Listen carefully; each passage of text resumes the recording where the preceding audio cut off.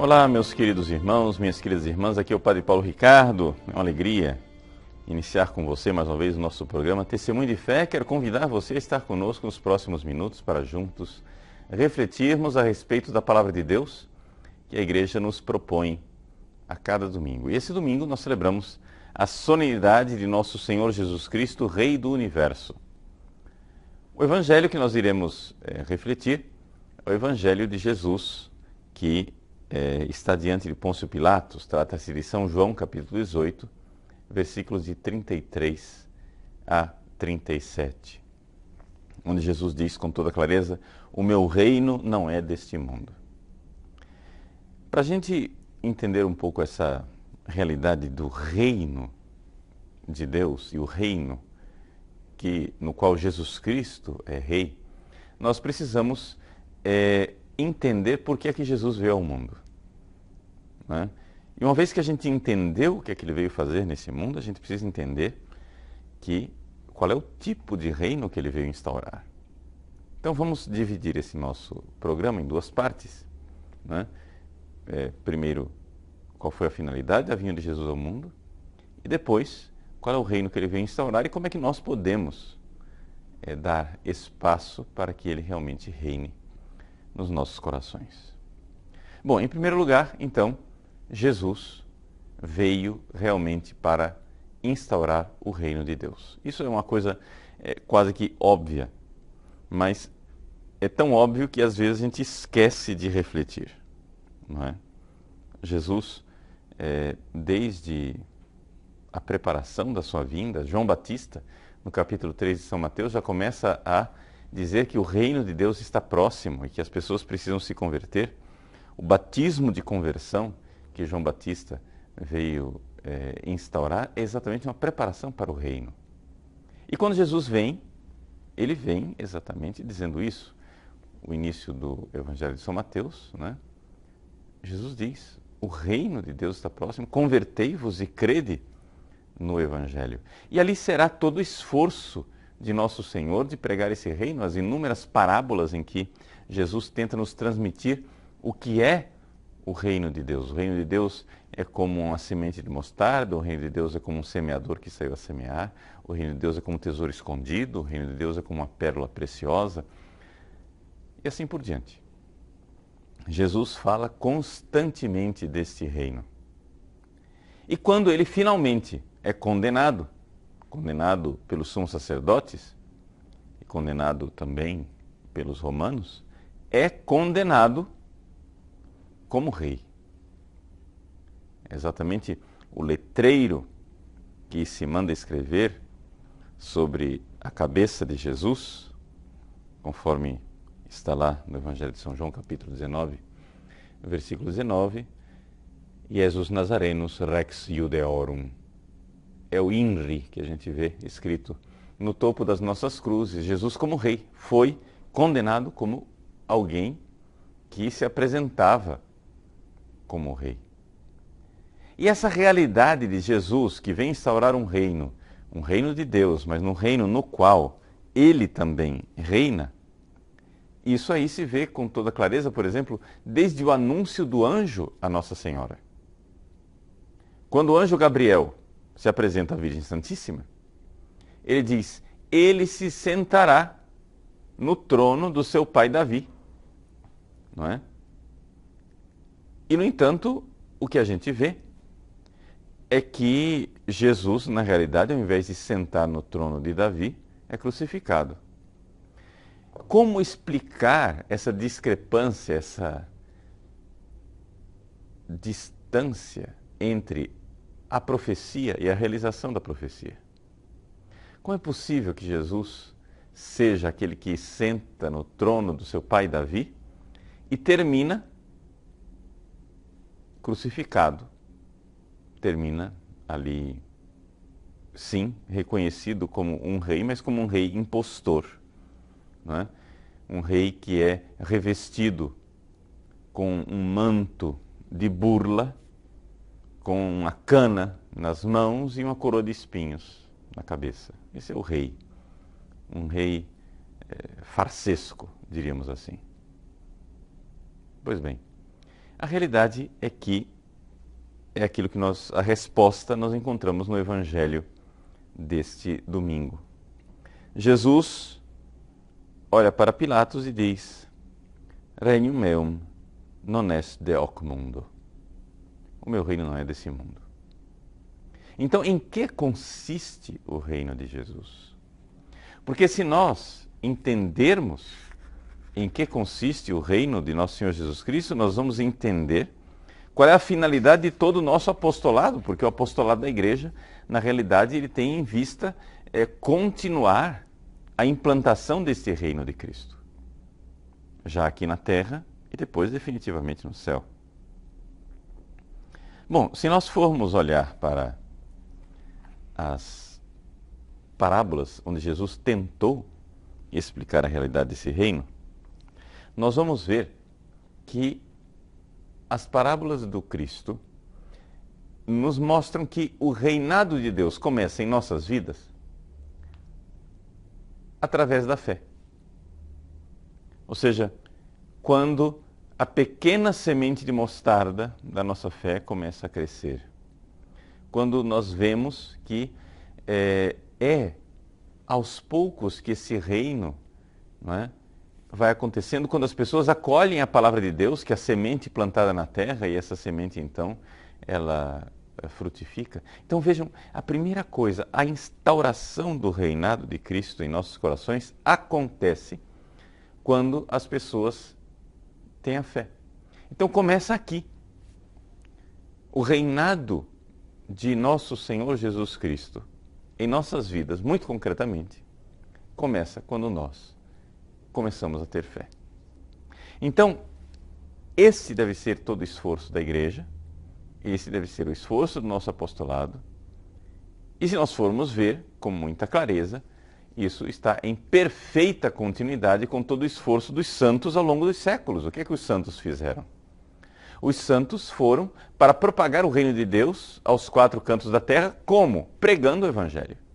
E uma vez que pregam o Evangelho e a pessoa acolhe a palavra de Deus com fé e muda de vida, e acontece a conversão, a mudança de vida, então a pessoa pode ir aos poucos crescendo nessa realidade do reino de Deus. Ou melhor ainda, o reino de Deus, o reinado de Deus pode ir crescendo no coração da pessoa. Especialmente através da entrada dentro do sistema sacramental da igreja. Ou seja, nós temos que ter fé em quem? Em Jesus. Isso é uma coisa muito clara. Orígenes, um escritor do século III, dizia que Jesus é a autobasileia, ou seja, ele é o próprio reino, é o reino em pessoa. E que, portanto, ao acolhermos com fé, ao termos fé em Jesus, o reino de Deus começa a acontecer, não é?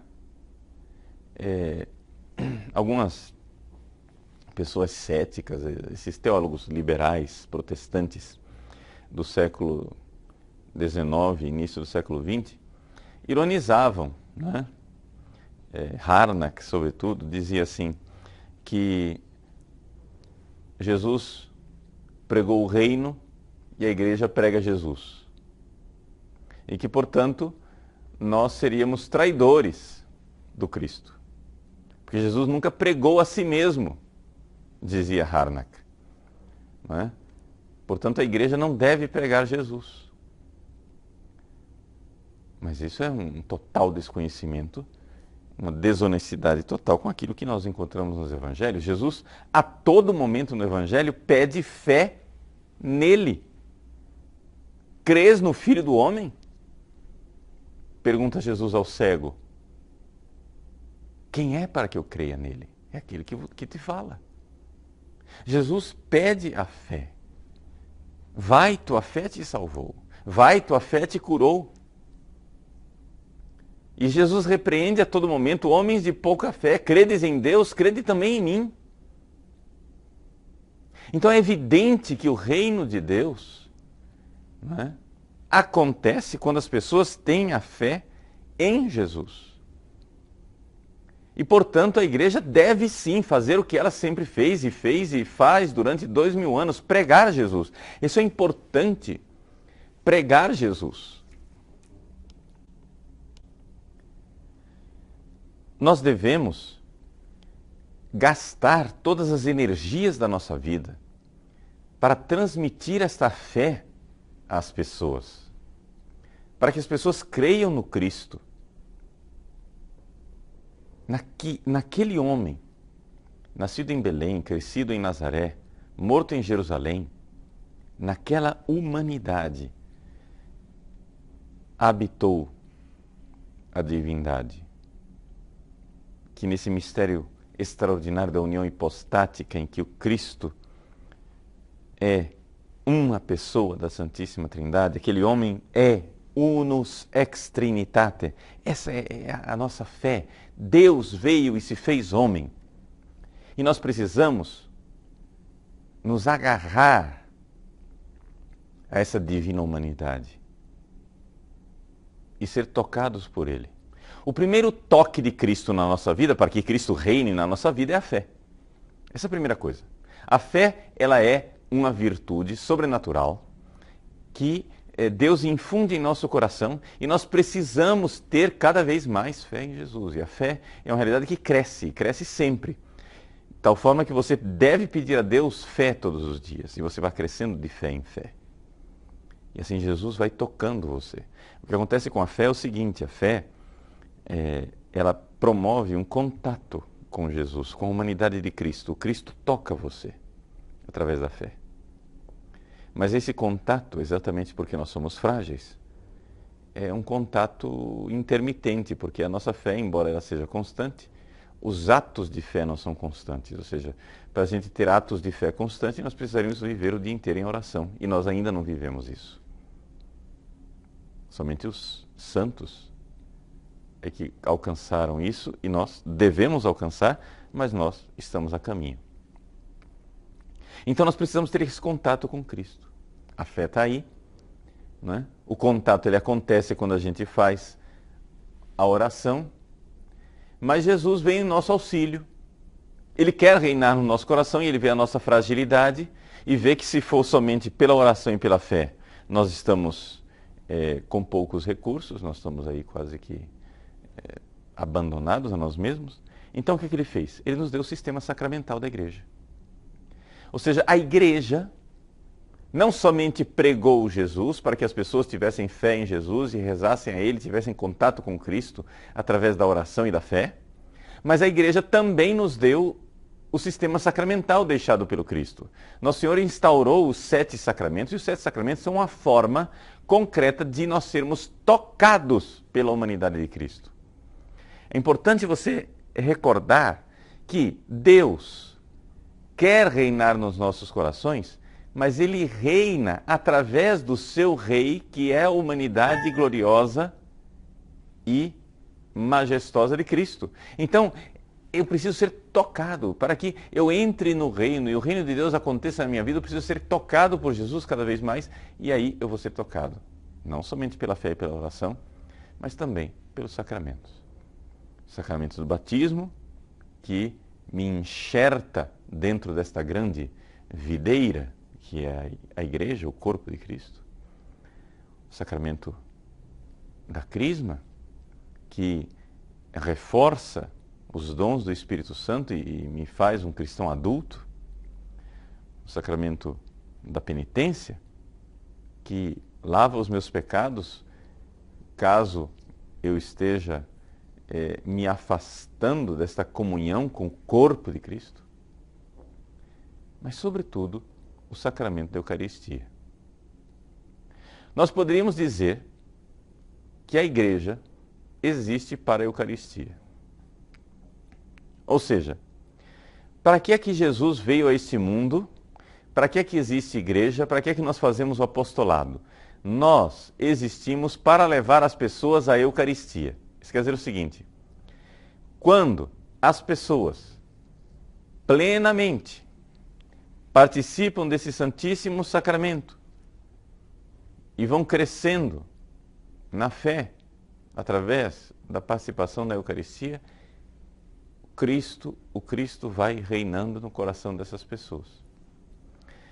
É por isso que é um negócio assim um pouco incompreensível. Como é que algumas pessoas ficam pensando em dar a comunhão para pessoas que não querem mudar de vida, que não querem que o Cristo reine nos seus corações, não é? Ou seja, essa é a condição primordial para que a Eucaristia aconteça. Ou seja, o esforço da igreja é levar as pessoas para a Eucaristia. Ou seja, para fazer com que todos sejamos membros e membros cada vez mais efetivos desse corpo de Cristo. Então, nesta comunhão com Cristo, Ele, então, triunfará e reinará em nossos corações. E acontecerá o reino de Deus. O reino que Ele diz nesse Evangelho, que não é desse mundo. Então, vamos olhar um pouco para a vida da igreja. Para que existe a Virgem Maria? A Virgem Maria, ela existe para a Eucaristia. Ou seja, ela é um dom extraordinário de Deus para nós, canal da graça, a porta através da qual o Cristo entrou nesse mundo, o Verbo eterno se encarnou, Deus se fez homem. E aí, esse Deus que se encarnou e se fez homem é o corpo de Cristo. E nós queremos pertencer a esse corpo. Portanto, a Virgem Maria, ela existe para a Eucaristia. Para que existem os anjos? Os anjos existem para a Eucaristia. Os anjos existem para que o reino de Deus aconteça e as pessoas entrem em comunhão cada vez mais com esta divina humanidade de Cristo. E os anjos, todo o seu esforço é para nos levar a esta comunhão perfeita com Cristo. De tal forma que nós, estando em comunhão perfeita com Jesus, o reino de Deus acontece. Para que existem os bispos, o Papa, os padres, os pregadores, os catequistas, as nossas igrejas, os catecismos? Para que existe, sei lá, o site padrepaulricardo.org, se você quiser colocar assim? E para que você existe? Você existe para que a Eucaristia aconteça. Ou seja, o reino de Deus é um reino eucarístico. Ou seja, quando nós formos membros dóceis deste corpo de Cristo e estivermos em plena comunhão com nosso Senhor Jesus Cristo, aí estará acontecendo o reino de Deus em nossa vida. Mas aí a gente se pergunta, espera lá, tudo bem? O reino de Deus é o Cristo que deve reinar. Eu, através da fé e do sistema sacramental da igreja, vou levando as pessoas à Eucaristias. Mas como é que eu, concretamente, posso crescer nesse reinado de Cristo em minha vida? Bom, então, você precisa comungar bem. A primeira coisa que você precisa é isto. Como é que você se prepara para uma boa comunhão? Evidente, aqui se compreende que para uma boa comunhão você precisa estar bem confessado, arrependido dos seus pecados. Tudo bem, até aí estamos dizendo o óbvio.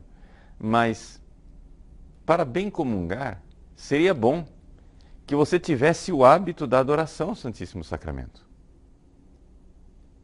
Por quê? Porque quando você adora o Santíssimo Sacramento, você vai exercitando esta sede, esta fome. Você, com fome do corpo de Cristo, com sede do sangue de Cristo, você vai se abrindo, não é? De tal forma que quando você então finalmente comunga, você está disposto para comungar. Então, esta sede, não é? Esta fome, a igreja, ela pede que nós guardemos um jejum antes da comunhão.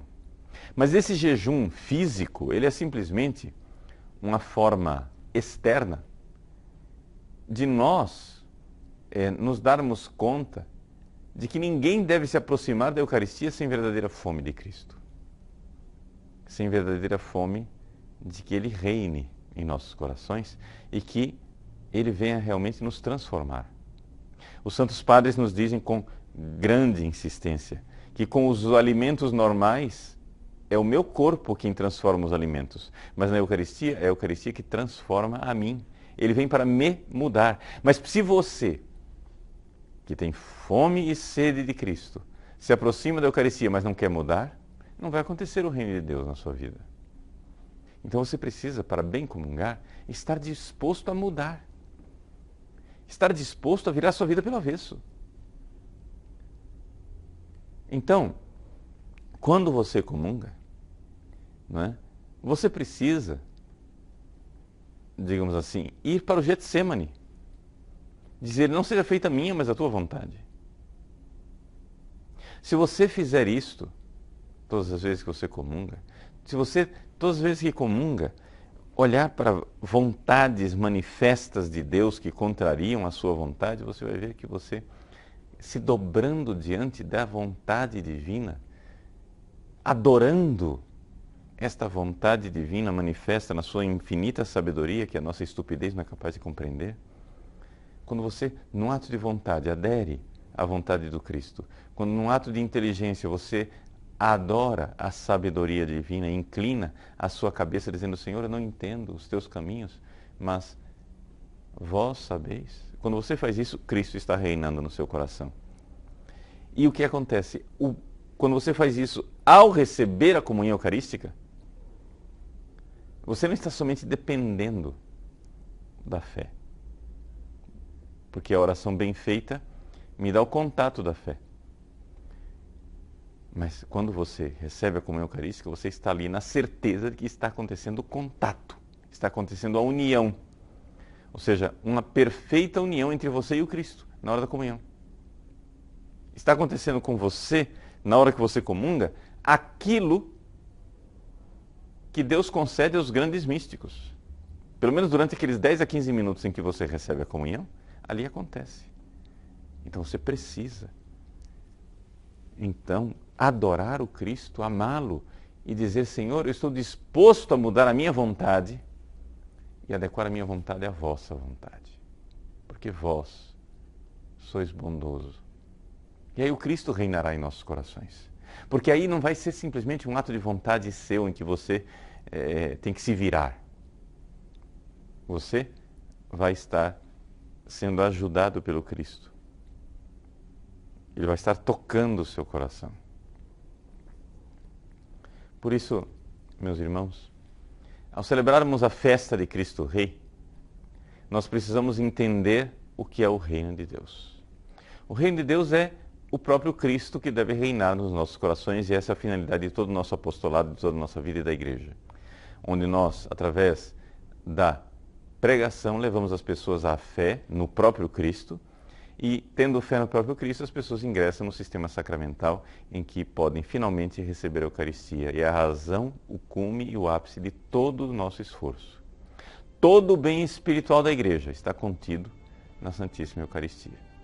É isso que nos dizem os santos, como Santo Tomás de Aquino, é isso que nos diz o Concílio Vaticano II. Então, todo o bem espiritual está lá. Levar as pessoas a bem comungar, a bem participar da Eucaristia, se nós fizermos isso, nós já temos aí um plano pastoral extraordinário, né? Já temos aí realmente uma, me permita a palavra, uma revolução, né? Nos nossos planos pastorais. Porque é assim que o Cristo irá reinar em nossos corações. Que Deus abençoe você e que Ele verdadeiramente reine. Nesse domingo, ao se aproximar da comunhão, faça um ato de vontade e acolha a divina vontade de nosso Senhor Jesus Cristo. Faça um ato de inteligência e adore a sua sabedoria infinita, embora você não a compreenda. E então o Cristo, através da graça da Eucaristia, reinará neste mundo, porque já está reinando no seu coração. Em nome do Pai, do Filho e do Espírito Santo. Amém.